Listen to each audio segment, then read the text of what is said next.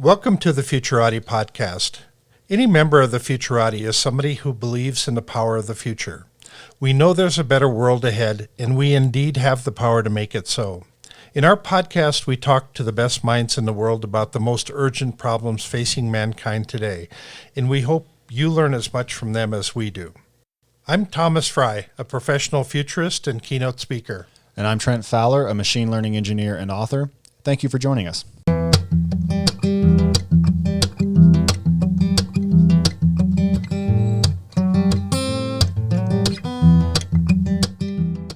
Good evening, everyone, and thank you for listening to the Futurati podcast. Tonight, we're joined by Max Galka.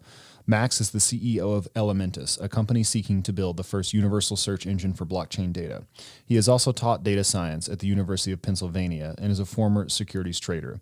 If you enjoyed this interview, please don't forget to like the episode and subscribe on YouTube or wherever you get your podcasts. And don't forget to check out our website, futuratipodcast.com. Max, thanks so much for coming on the show.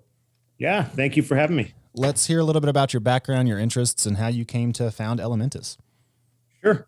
Well, I would say that what I get excited about is analytical problem solving. I guess I would say that ever since I was a kid, every year for my birthday or for Christmas, my dad gives me to this day, a little brain teaser toy. I have these things, hanging out all over the house.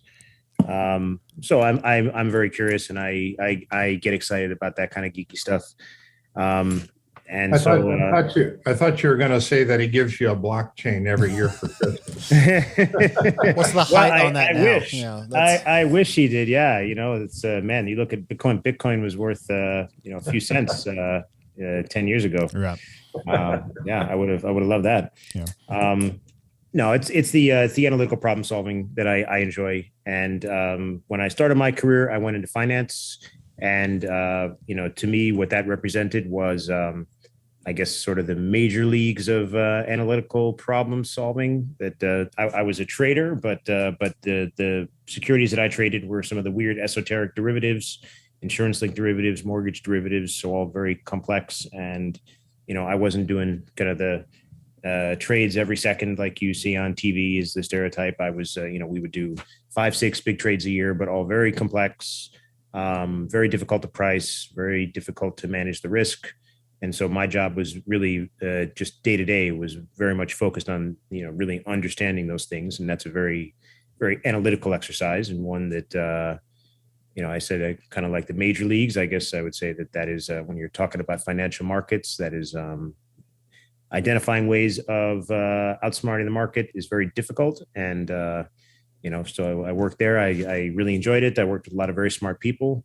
But after about 10 years, I kind of got to the point where, I enjoyed the analytical exercise of what I was doing. But kind of at the end of the day, there really wasn't a whole lot to kind of look at and kind of step back and be proud of, or to really have something to show for it. It was kind of, I don't know, I guess I was a bit of a cog in the wheel. So I worked at Deutsche Bank, Credit Suisse, both huge companies. So I left and got involved in a lot of different things that were all just projects I was passionate about. I started a real estate data business called Revaluate. I did a lot with freedom of information. I built a nonprofit called FOIA Mapper that had to do with organizing government data and helping to find what kind of information governments have so you can FOIA it. I did a lot of, just analyzing just different topics on my own blog and visualizing them and posting the results, which was really just an exercise just in, my own intellectual curiosity. I went back to teach data science at UPenn, which is where I graduated from. So I taught a course there. I did some data journalism for The Guardian and for other publications. And beyond that, just a lot of consulting work on all sorts of different topics related to data, data science, data visualization. So it was, at any given time, I was juggling a lot of different things. I was really happy continuing on that way and just working on a lot of different projects that I really enjoyed. And around 2017, I stumbled onto the blockchain. Someone pointed me to Ethereum, and I was well, I was kind of instantly hooked. People talk about falling down the blockchain rabbit hole, and I would say that is exactly what happened to me. Um, I really I'd known about the technology for a while, and it always seemed very interesting. But the concept of a smart contract to me really, I really kind of got it. What the blockchain was all about, and I really realized just what a huge innovation it was, and just how transformative it was going to be. So so that really drew me in, and then the fact that you have all this data just sitting there in this public ledger, kind of just got all my curiosity, just drew me to it to really try to dig in and understand it. And it also dovetailed very much with my finance background. That I would say that the finance world, certainly for what I was doing, right, just down at kind of the level of one individual trader, all the way up to the very highest levels of financial organizations. Every decision is made with data information. I had a big wall of screens in front of me when I was trading that had, the broker markets on one and the pricing model on the other, and the, whatever Bloomberg market data on the other one. So kind of what I saw was, wow, amazing technology. Something that sort of dovetails with really all of my background and my interests. And what I really focused in on was, kind of given how important data is in the financial markets, and here you have a market where every single transaction is recorded in real time, and with a historical database going all the way back to the beginning, that something like that in the finance world would have just been immeasurably valuable in so many different ways. And so what I imagined was, wow, so what must the Yahoo Finance for blockchain look like? It must be so much more in depth, and there must be so many different kinds of types of analyses that are not even possible in traditional financial markets. And what I found was very much the opposite, was that there really wasn't any. I think at the time what I was looking mainly at was ICOs, and there was just there were a lot of sites out there that were providing information, but it was like third party reported information. So I started digging in, trying to understand, okay, why is it that people aren't actually getting the data directly from the blockchain? And I think I started looking into this in maybe mid 2017. And while I was working on a lot of other things, and kind of occupied more and more of my time. And, at some point I really reached some pretty strong convictions on why it was that really, it's a really hard problem to make sense of the blockchain. Yeah.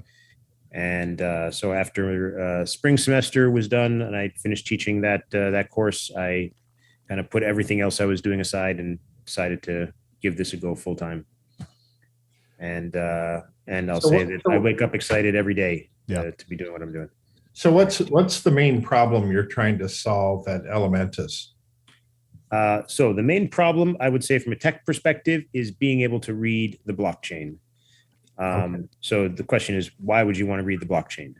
And so the kind of the most important use cases right now are for investigations, law enforcement in particular, and also for compliance for any kind of financial institution that is operating on the blockchain. So what we do is the main part of what we do when I talk about understanding the blockchain is understanding who is behind the different addresses. And by that, we don't mean individuals. So we're not identifying any individuals. We're identifying services, entities. So that includes things like crypto exchanges like Coinbase and Binance, as well as crypto lending services, payment processors, and legitimate services like that, as well as some of the bad actors on chain, which would be things like ransomware, darknet markets, right. Phishing scams. There's plenty of dark side to blockchain. So we can you give us some dimensions as to like the ransomware problem, how big Mhm. is it and how pervasive is it right now? Boy.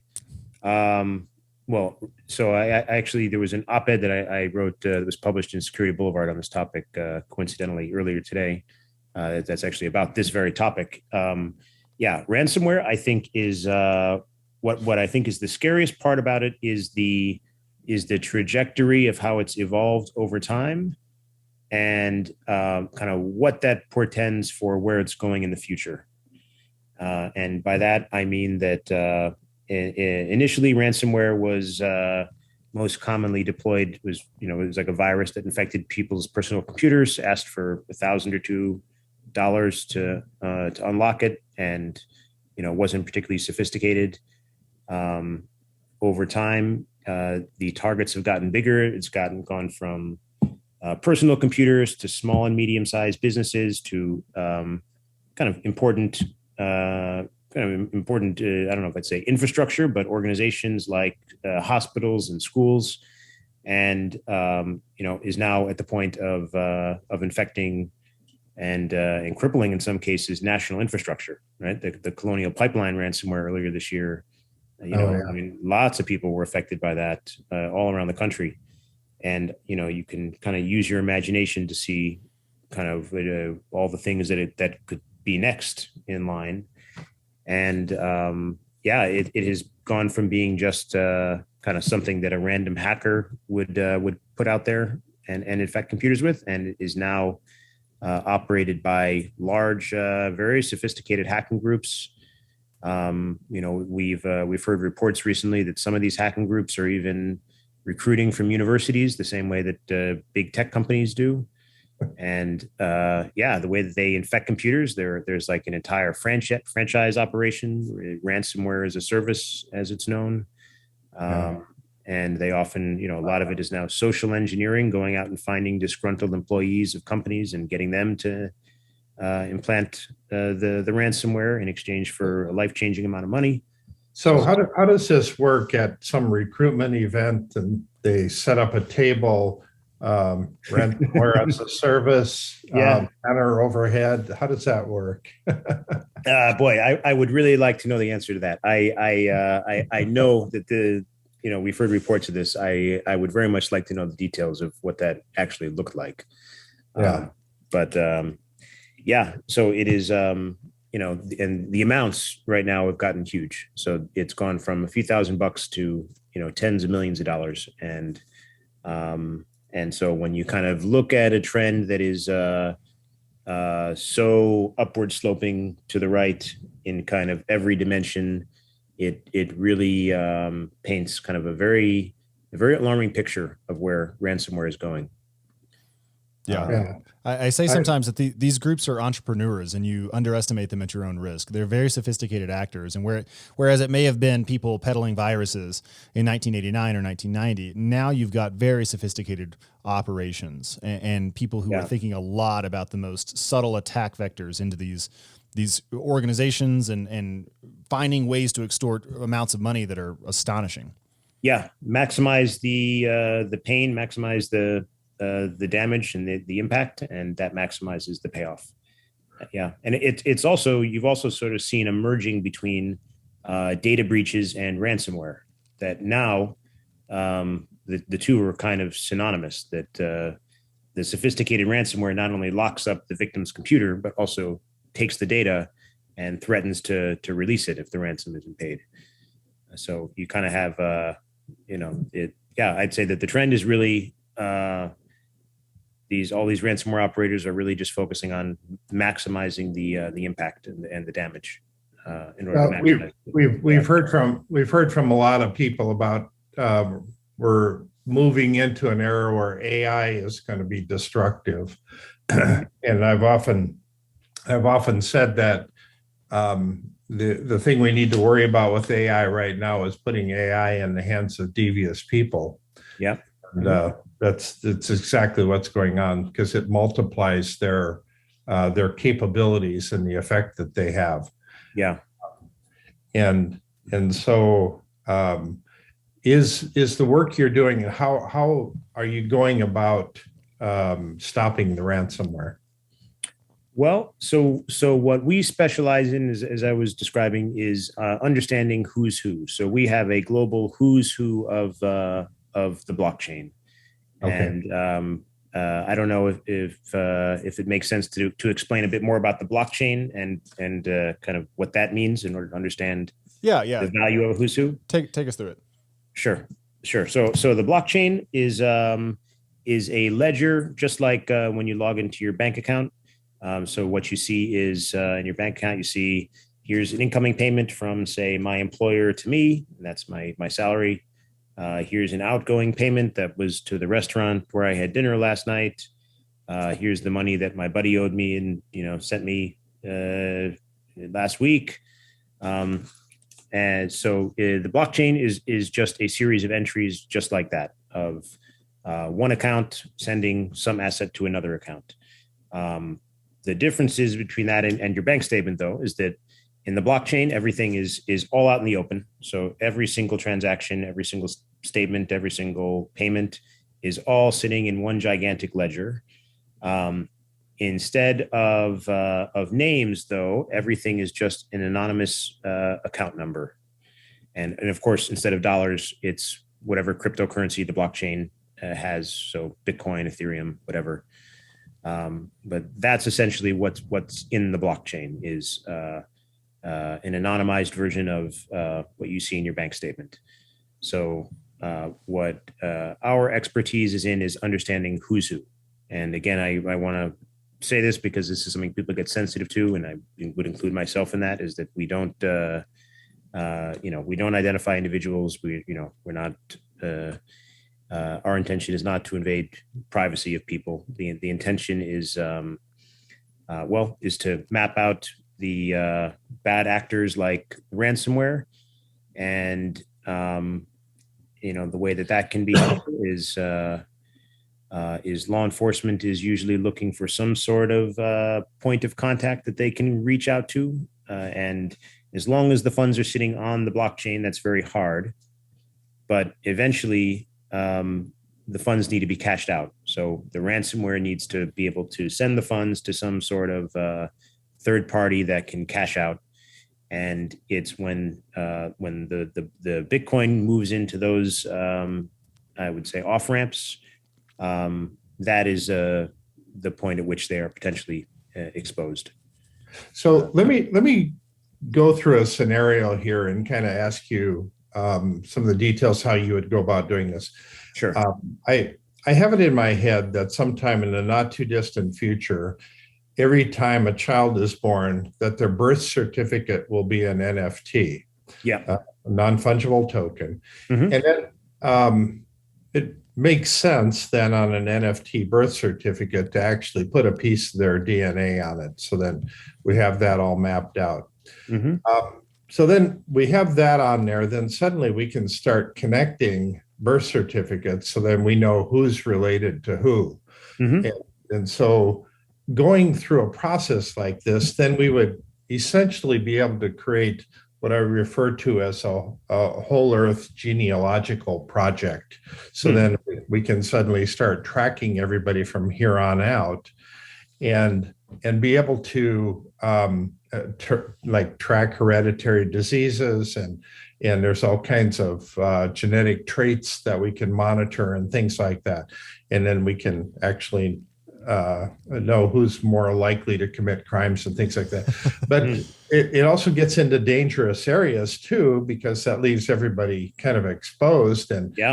And so then you go and you say, well, I want to know how I fit into this kind of geography of the world. And I find that, well, just a little, two spaces removed from me is an axe murderer, and over here there's a child kidnapper, and then suddenly I don't want to be related to those people anymore. And so how do you remain anonymous in something that's unfolding like this? It's designed to help humanity, but at the same time it's going to hurt us in various ways too. Yeah, boy.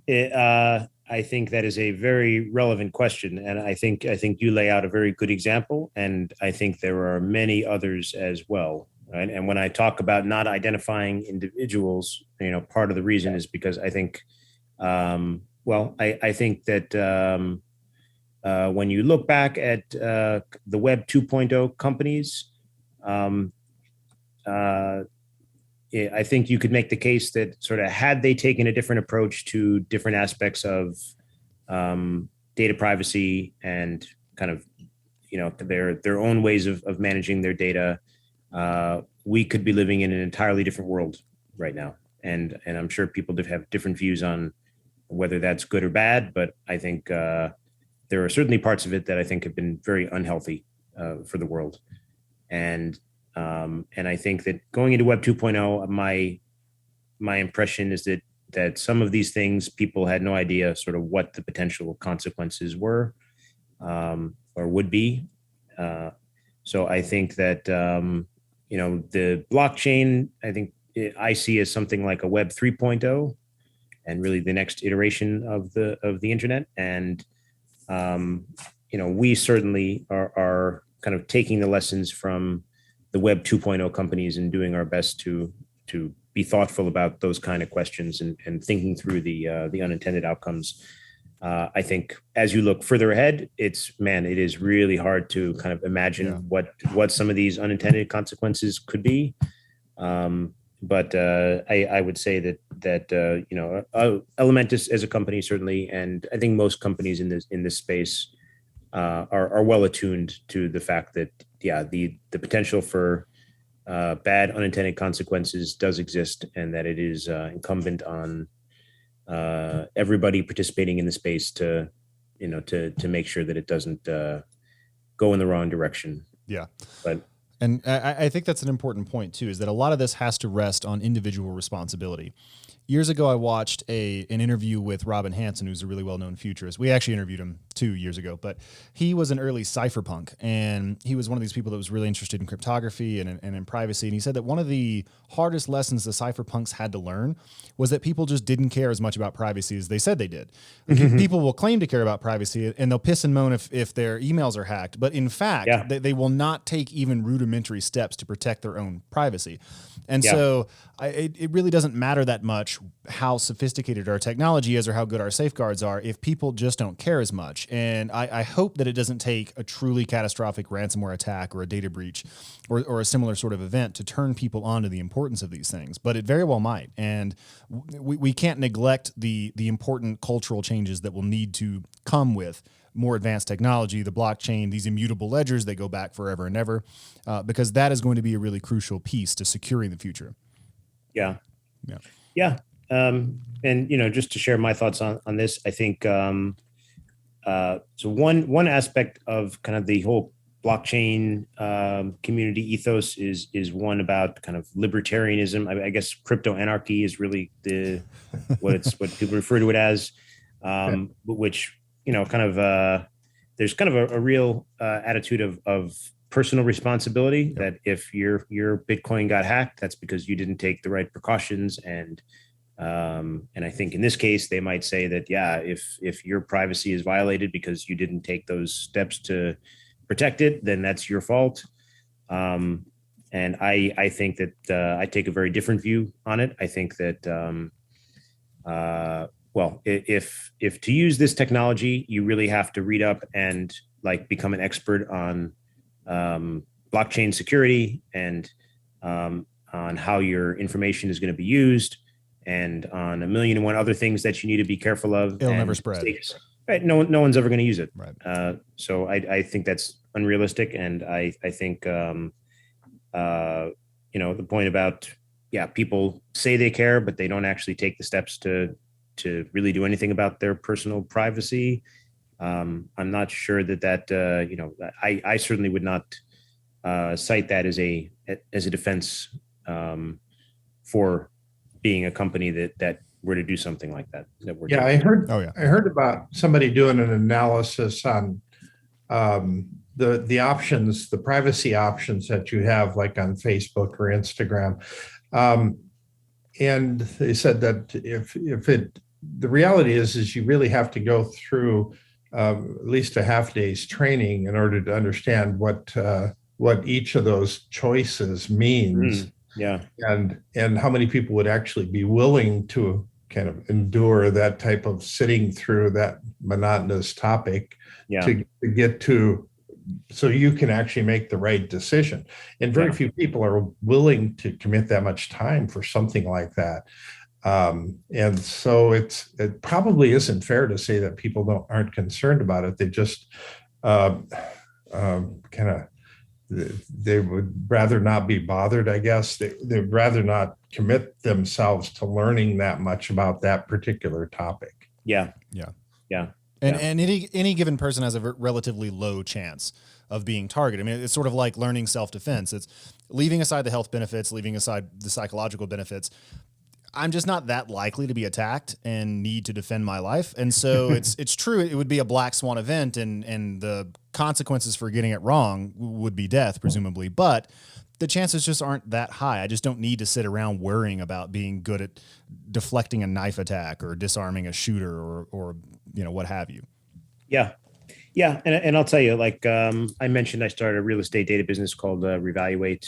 What we were doing initially was I don't know how familiar people are with Carfax. I guess most people probably know what it is. It's like a car history report, right.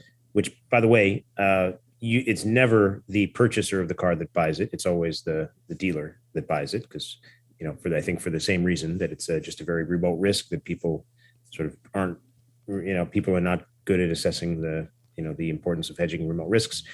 But we did something similar for real estate and found something similar, which is that at the consumer level, even though I think everybody would say, yeah, this is absolutely something that I would want to know, when it actually came time to decide whether or not they would actually go through the step of trying to get that kind of report and find information about the home before purchasing it, it's people just weren't motivated to do it. And I don't think it's but I don't think it is because it's not something that they valued.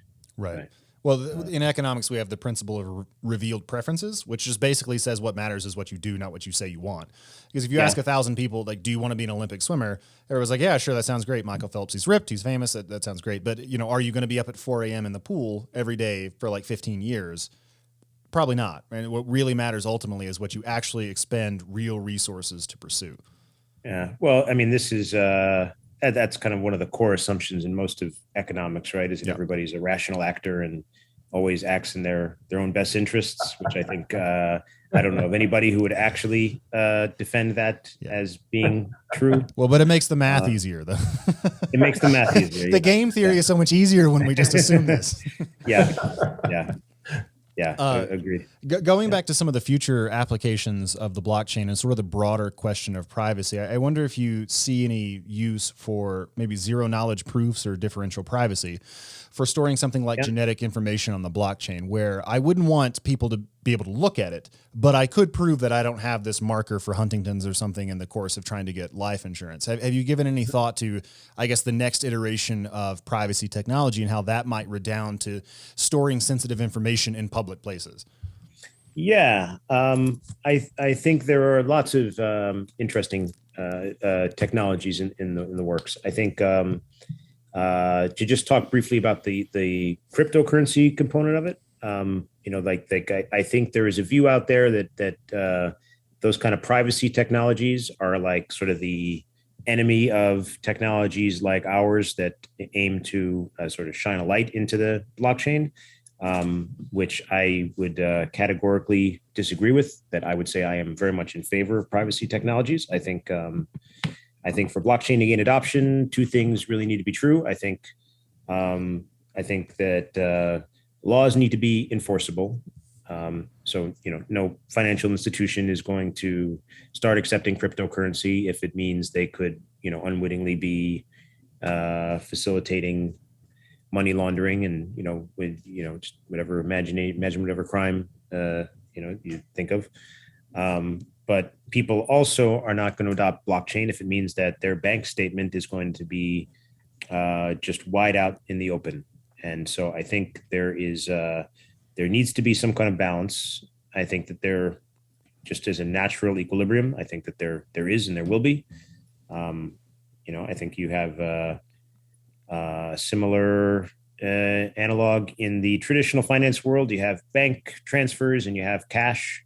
Cash is, for all intents and purposes, untraceable, but that doesn't mean that criminals, are able to launder money without any problem, because you can't show up at the bank and, deposit a trash bag full of bills without, answering some questions. I know, I've tried.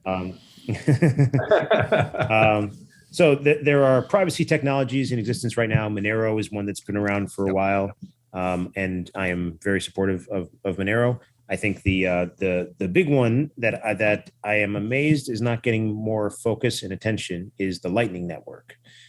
And I think the Lightning Network is going to be like, when people imagine Bitcoin as like a world currency, that's never going to happen with the Bitcoin blockchain as it is today. It's going to be what people refer to as a layer 2 solution, which is, in this case, is something like a Bitcoin IOU that's secured by the Bitcoin blockchain, but actually is transferred around through a separate network.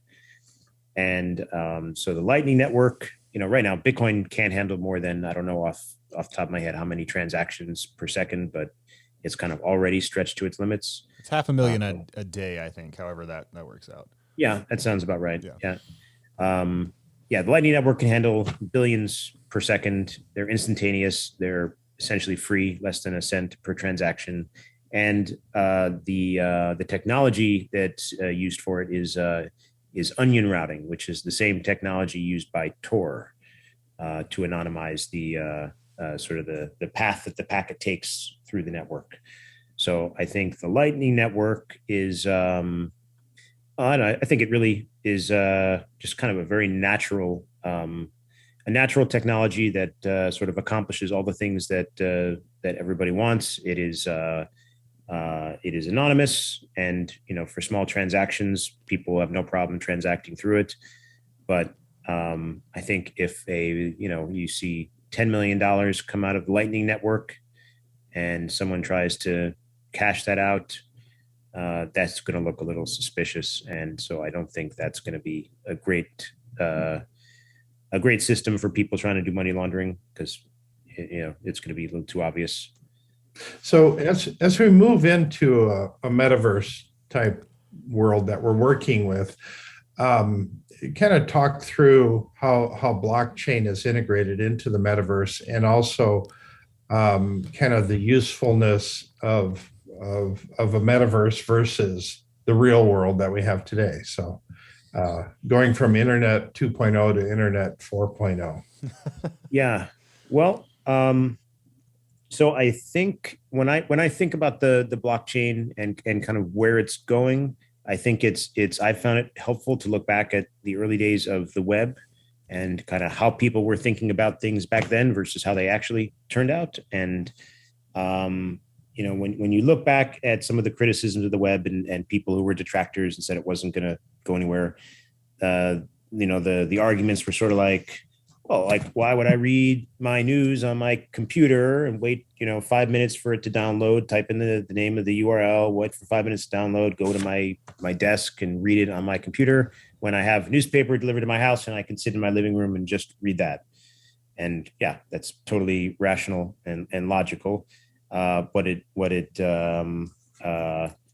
leaves out is like, well, the question is not really, what is it like to consume news through the internet? It's really how is the web going to transform what news is? Yep.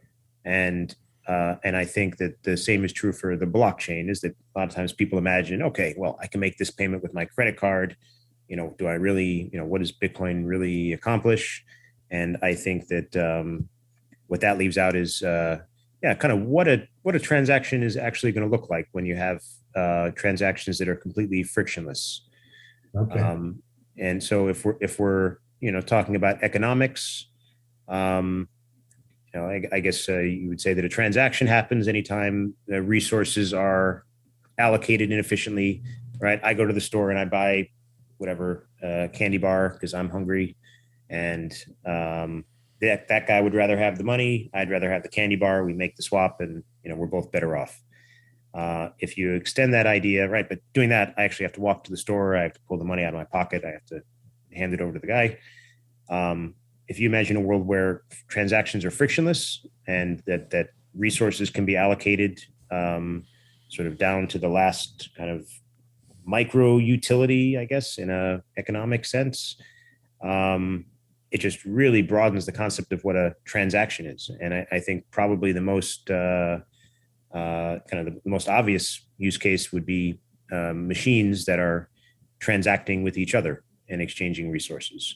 So a good kind of follow-up question on this is, as you're working with the activities of people in the metaverse, should people be allowed to have more than one identity? And if you don't know how to answer that, tell us how you would think through getting to an answer on that. Whether they should be allowed to have one or more identity? Well, Right. I'm not sure the blockchain answers that question. I think that the blockchain is very good at establishing the identity. Should people have more than one? I don't know, and I'm not sure if there's a good way of policing that. Yeah, you could stop that even if you wanted to. What are you going to do? Yeah. In fact, the blockchain is actually kind of based on a premise of kind of starting from the assumption that you kind of can't determine whether someone has more than one identity, right? The blockchain is we don't need to get into all those addresses spawned during every transaction. Yeah, who knows? Yeah. Who knows who they belong to? It goes back to your birth certificate, I think. The NFT with your genome on it. Yeah. No, I find this lens that you're using to be really compelling. The lower transaction friction, and also the fact that it doesn't have to be human beings engaging in the exchange of value. That it could be machines as well. So I feel like you were developing a thought there, and it's something like Andreas Antonopoulos was also speaking about it in some of his TED Talks about Bitcoin. So if you want to develop that a little bit, I think that's an interesting direction. Yeah, sure.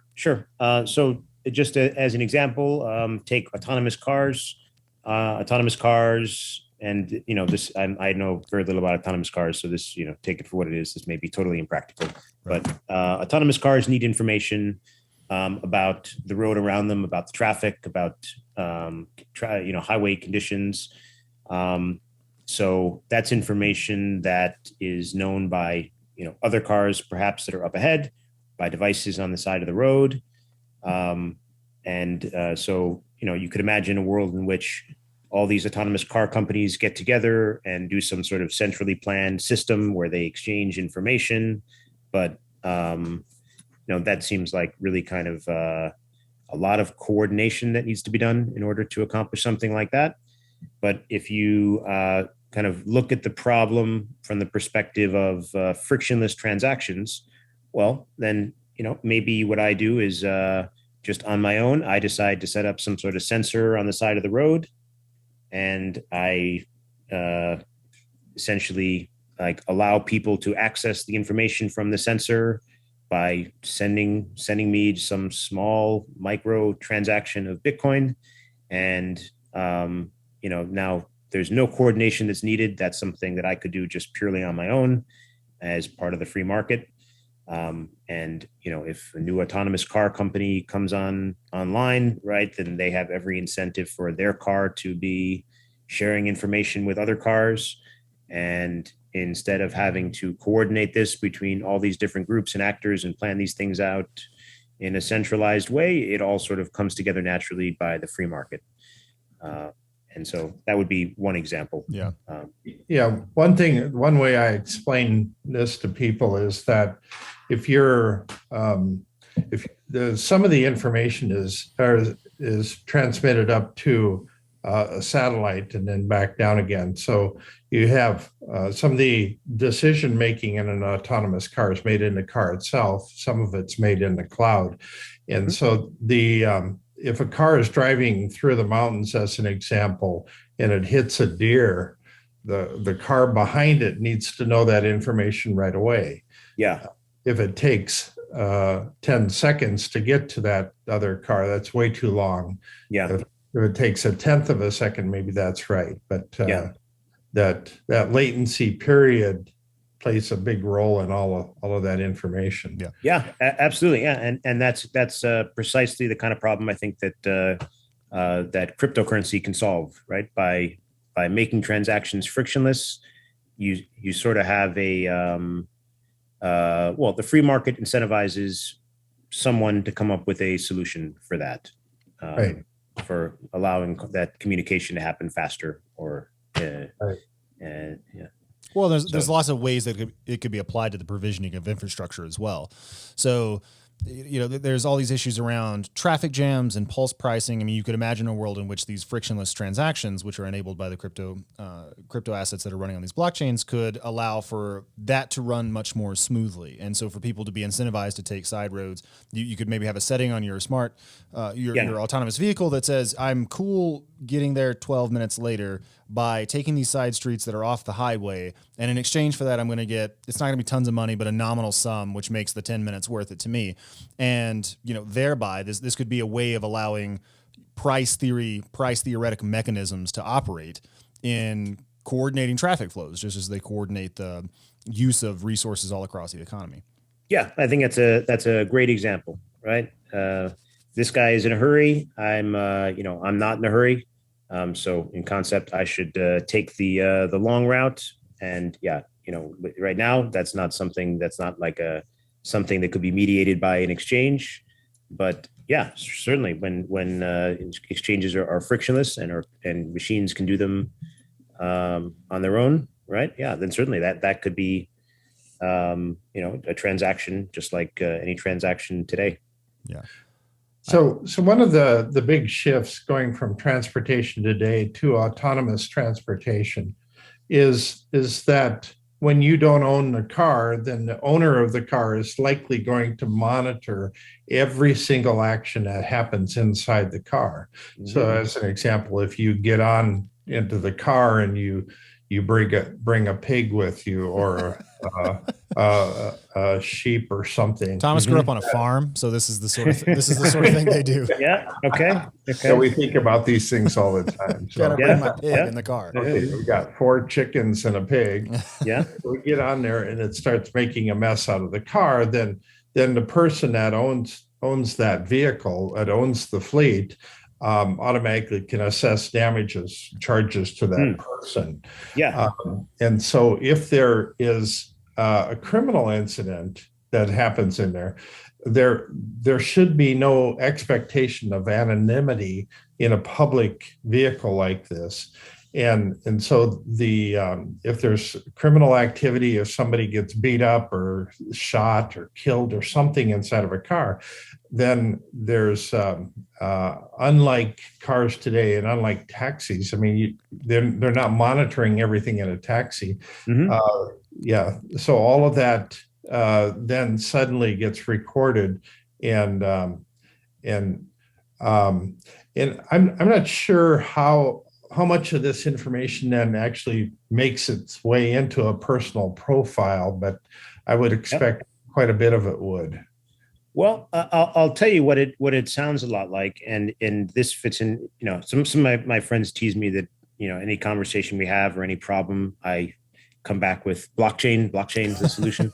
But in this case, AXA, the insurance company, was experimenting with a flight insurance smart contract on the blockchain, where you have a smart contract that effectively acts as an escrow agent that has the cryptocurrency inside of it, and is programmed to release that cryptocurrency to the insured individual. And what it does is it watches the flight takeoff times, and it automatically releases the funds if the flight is late. So there you have a scenario where there is no need to make a claim to the company, and there is no doubt that the funds are going to get released, because a smart contract is going to run its code no matter what. There is nobody in the world that can stop a smart contract from completing its instructions.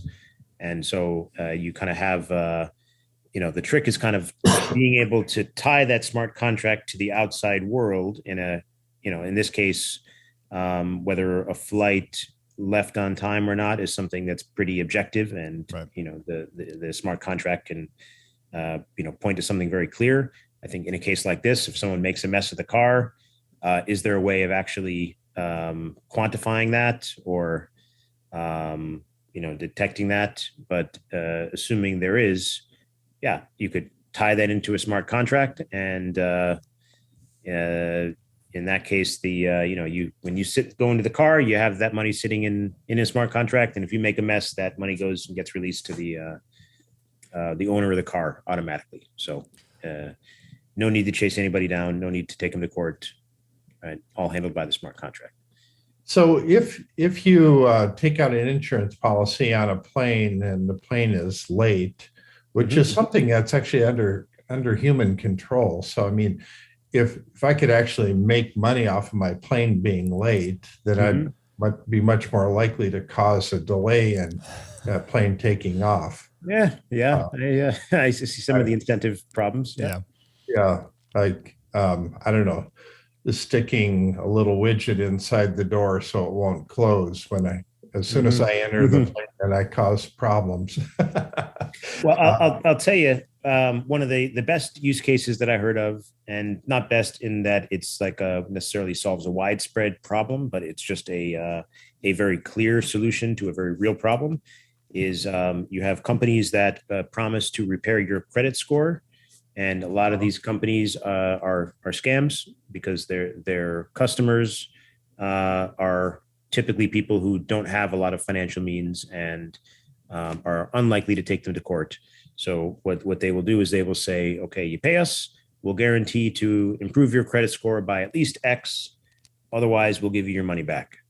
And then the companies take the money and maybe do a little bit, but just when they're asked for the money back, they disappear, and there's very little that the person on the other side can do about it. So, one solution to that with smart contracts would be that instead of paying the money to the company, you put that money into a smart contract that is programmed to watch your credit score, and the money only gets released to the company when the credit score increases to whatever the agreed amount is. Okay. And, so that's very interesting. Yeah, I like that. Yeah.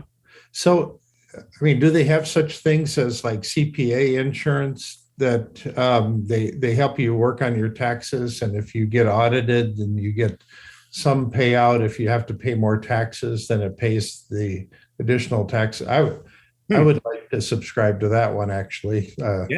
I would pay for that insurance. yeah, man. That's absolutely. Yeah.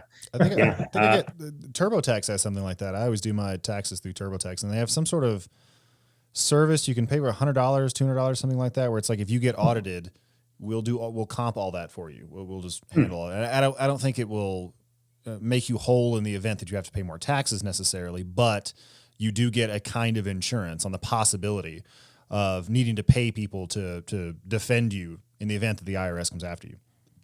Yeah, that makes a lot of sense. Yeah. And so something you could certainly put on a smart contract as well. Yeah. I think it should double your money. I think if they get caught, you should get double your money back. So it just seems right. Yeah. Well, usually I am just content to have the headache of taxes off my mind.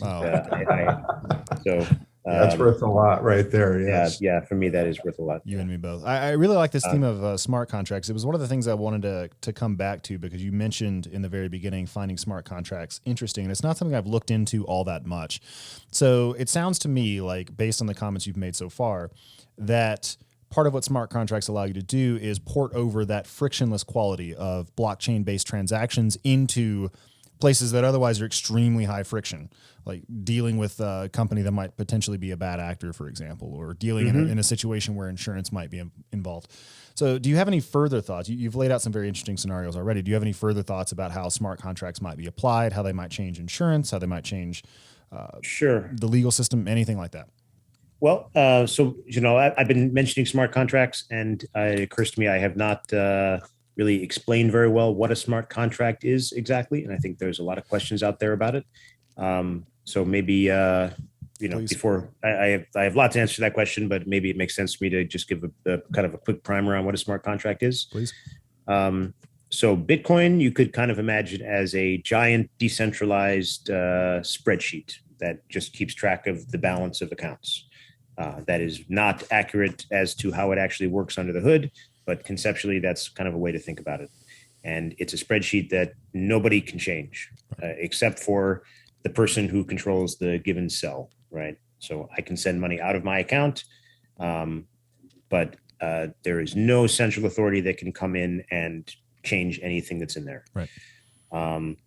So smart contracts take that concept a step further. So if Bitcoin is just kind of a decentralized record of decentralized ledger, decentralized record of account balances, a smart contract is a decentralized computer program, right? And so it's really a misnomer, because in some ways, yes, you can use them like contracts, like an insurance contract, for instance. They do serve that purpose, but they really do quite a bit more than that. There are actual computer programs. Ethereum is Turing complete for folks who are the nerds, understand computer. The nerds out there, it can do. You can code up anything in a smart contract that you can with any other programming language. In a mathematically provable way, they can you can write logic to do anything. And so the concept there is that that program has instructions. You can send it commands, and it is going to carry out those commands no matter what. So in the case of this escrow example that I gave for these credit score reporting companies, the reason why a smart contract is valuable there is because you're not relying on some third party to make the determination whether or not to release the money.